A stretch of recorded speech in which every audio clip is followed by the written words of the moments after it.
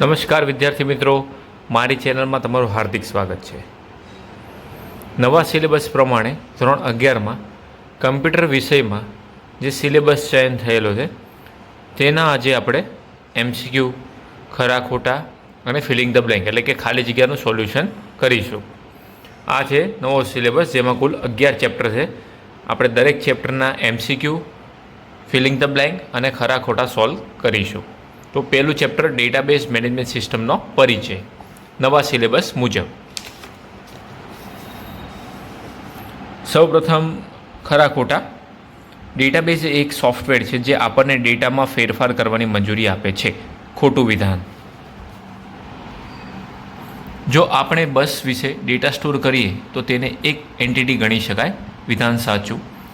Form આપણને ટેબલમાંથી data read કરવાની મંજૂરી આપે છે। સાચું વિધાન। ટેક્સ્ટ ડેટા ટાઈપ ન્યુમેરિક મૂલ્ય સ્ટોર કરવું શક્ય છે। સાચું। ઓડિયો ક્લિપને ટાઈમ ડેટા ટાઈપમાં સ્ટોર કરી શકાય છે। ખોટું। ત્યારબાદ પ્રશ્ન નંબર 11, ડેટાબેઝ એ સંબંધિત ડેટા આઇટમનો સંગ્રહ છે। એન્ટિટીના એટ્રીબ્યુટ્સને ટેબલમાં ફિલ્ડ તરીકે ઓળખવામાં આવે છે। ટેબલમાં એન્ટિટીની વિગતો આપતા એટ્રીબ્યુટ્સનો સમૂહ હોય છે। બિગિન મેમરી સ્ટોરેજ માટે 8 બાઇટ્સનો ઉપયોગ કરે છે। ડિજિટલાઇઝેશન ઇમેજીસ blob ડેટા ટાઈપમાં સ્ટોર કરી શકાય છે। ત્યારબાદ એમસીક્યુ જોઈશું આપણે। પ્રશ્ન નંબર 13, નીચેનામાંથી ડીબીએસનું પૂરું નામ શું છે? Database management system. નીચેનામાંથી કયો શબ્દ પ્રોસેસ કરેલા ડેટાનો ઉપયોગ કરે છે? ઇન્ફોર્મેશન્સ। નીચેનામાંથી કયો ડેટા મોડલ નથી? રોટેશનલ। નીચેનામાંથી કયું ડેટાબેઝ સ્ટુડન્ટ નેમનું શ્રેષ્ઠ વર્ણન કરે છે? એટ્રીબ્યુટ। નીચેનામાંથી કયું ડેટાબેઝ નથી? લિબ્રે ઓફિસ ઇમ્પ્રેસ। નીચેનામાંથી કયું ડેટાબેઝનું સામાન્ય ઘટક નથી? ચાર્ટ। બેઝ ડેટાબેઝમાં ઇમેજ સ્ટોર કરવા માટે નીચેનામાંથી કઈ ડેટા ટાઈપનો ઉપયોગ થાય છે? બાઇનરી।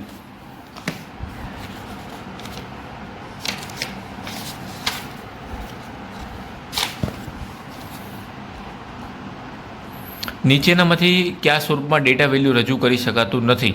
પિક્ચર।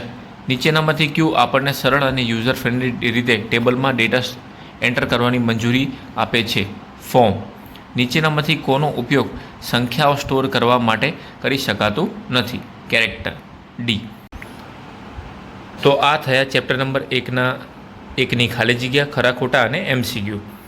ત્યારબાદ આપણે નેક્સ્ટ સેશનની અંદર આપણે ચેપ્ટર નંબર 2 વિશે જોઈશું, લિબ્રે ઓફિસ બેઝનો પરિચય। જો આ વિડીયો આપને ગમ્યો હોય તો આ વિડીયોને લાઇક કરો, શેર કરો અને મારી ચેનલને સબસ્ક્રાઈબ કરવાનું ન ભૂલતા। Thank you.